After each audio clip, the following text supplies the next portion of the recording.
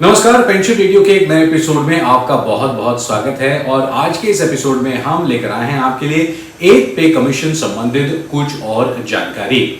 आपको बता दें कि 8th पे कमीशन के गठन की घोषणा हो चुकी है। The terms of reference have also been accepted and the committee has also been formed and slowly and steadily this work is happening। लेकिन आपको बता दें कि ये कब कैसे कहां होगा इसके बारे में लोकसभा में कुछ सांसदों ने प्रश्न पूछा था। That question was very relevant and we are going to tell you the details about the answer given in the Lok Sabha regarding the 8th Pay Commission formation and working। But thank you very much for all your comments। एक request है कि जब भी आप comment करें तो आप कौन सी जगह से हैं इन इंडिया ये प्लीज लिखें, कौन से शहर से, कौन से स्टेट से। And if you have a very particular question please do also let us know which department do you belong, state government, central government, autonomous, semi autonomous, bank, so that it becomes easier for us to give answers to your queries। हमारा number आपके सामने है and the Railway Retirees Social Welfare Association is always trying to help all pensioners resolve their queries। So on the 8th of December, this question was asked in the Lok Sabha and the question was to the Department of Finance and Department of Expenditure। This was asked by Shri N.K. Premachandran, Thiruthanga Tamilselvan, doctor Ganapathi Rajkumar and Dharmendra Yadav. ये सारे members of parliament है and they asked the question regarding the implementation of the 8th pay commission. So let's try and understand what were the questions and what answer has been given. So the question was whether the government proposes to implement the 8th Pay Commission with effect from 1st of January 2026 and if so the details thereof। Because एक बात यह है कि जब जो 8th Pay Commission formation की बात हुई थी, the government was very clear that even though it may take time for the 8th Pay Commission to form and get implemented, it will be counted from the 1st of January 2026।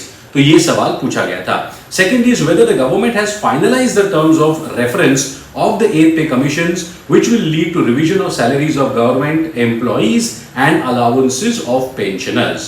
इस पर हमने एक special episode भी बनाया था, please do go and check कि terms of references होते क्या हैं।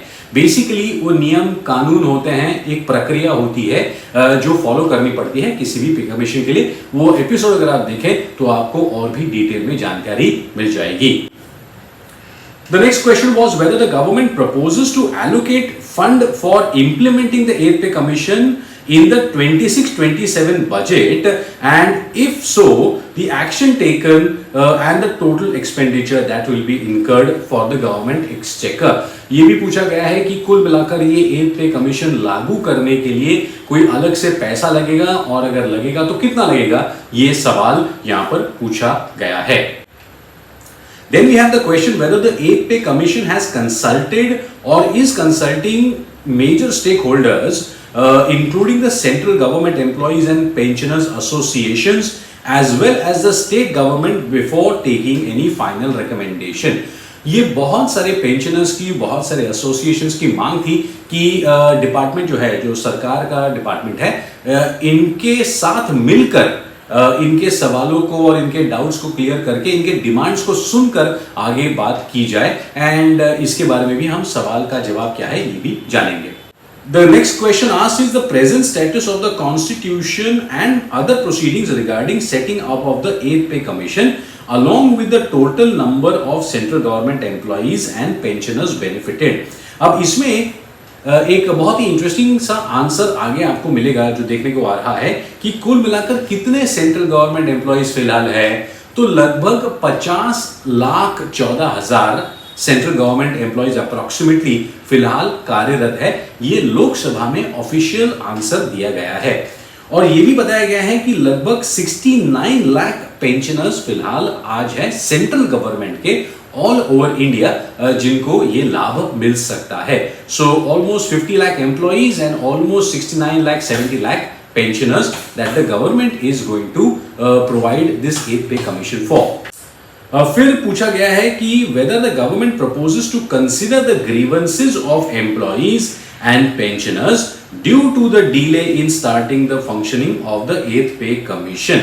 ये एक इंटरेस्टिंग सवाल है कि क्या होता है कि सरकार ने 8th पे कमीशन अनाउंस कर दिया, ये भी कह दिया कि 1 जनवरी 2026 से इसका इम्प्लीमेंटेशन हम काउंट करेंगे।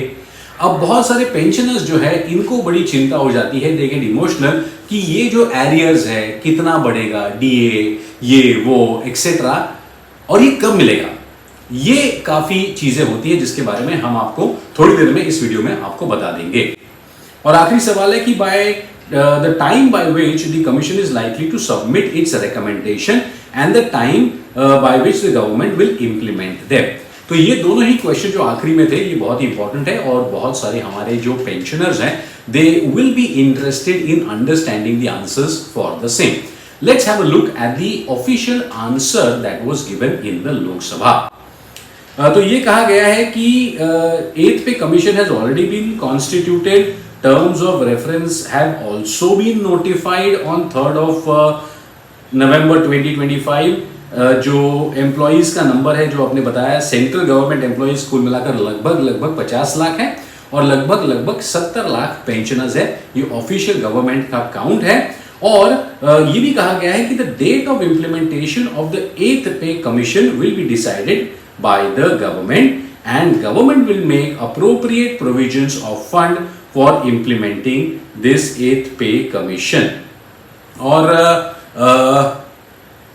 ये भी कहा गया है कि as specified in the resolution notified on 3rd November 2025, the central pay commission जो 3 लोगों की कमिटी फॉर्म की गई है, it will take 18 months and then submit its report.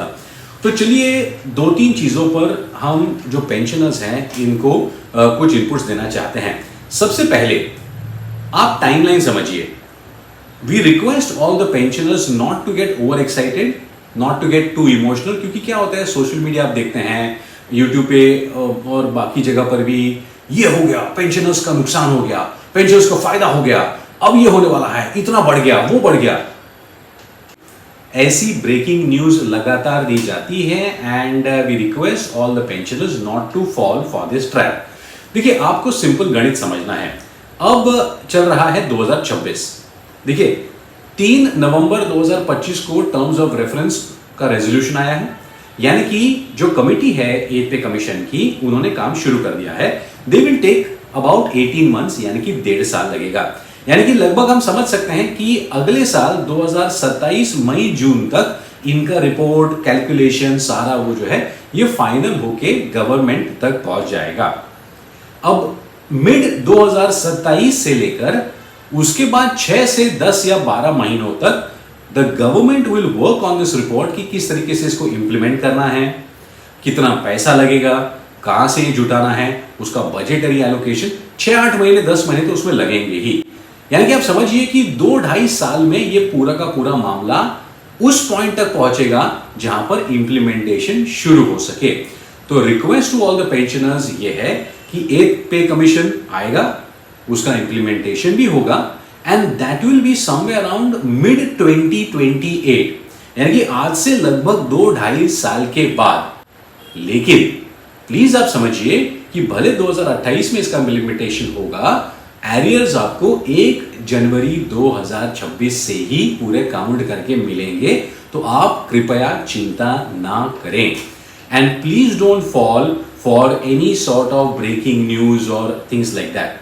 हमारी एक और रिक्वेस्ट है सारे पेंशनर्स से, सारे पेंशन एसोसिएशन से भी, कि हम मिलजुल कर काम कर सकते हैं। आपके कुछ ग्रीवियंसेस हैं, हमारे कुछ ग्रीवियंसेस हैं, इसके बाद भी अगर कोई क्वेश्चंस आते हैं, कोई क्वेरीज हैं, तो let's exchange our thoughts and try and find solutions for it. और अगर कोई रिप्रेजेंटेशन गवर्नमेंट को देना है तो we can actually do it together, because अगर पेंशनर्स सारे मिलकर एक साथ काम करेंगे तभी जाकर आने वाले दिन हमारे लिए अच्छे जाएंगे। Please do send your queries to our association. आप किसी भी डिपार्टमेंट से हो सकते हैं। अगर आप पेंशनर है, अगर आपके मन में कोई सवाल है, please send it to us on the number given on your screen. We are the railway retirees social welfare association based in Thane, Maharashtra. Railway वालों का तो हम काम करते ही करते हैं, लेकिन सारे पेंशनर्स का हम काम करने का प्रयास करते हैं। Also request कि whenever you send us a query, please do let us know आप कहाँ से हैं, कौन से राज्य से हैं, कौन से शहर गांव से हैं। and which department have you retired from and when, so that we will be able to answer your queries more effectively. अच्छा, please do like the video, share the video और सारे पेंशनर्स तक इस वीडियो को भेजिएगा ताकि वो भी सब्सक्राइब कर सके। जो आने वाले 1-2 साल में रिटायर होने वाले एम्प्लॉइज आपके दोस्त हैं उनको भी बोलिए सब्सक्राइब करें ताकि आगे जाकर हम आपके लिए और भी अच्छी ऑथेंटिक फैक्चुअल जानकारी लेकर आए। तो आज के एपिसोड में बस इतना ही। We'll meet very soon. Thank you very much.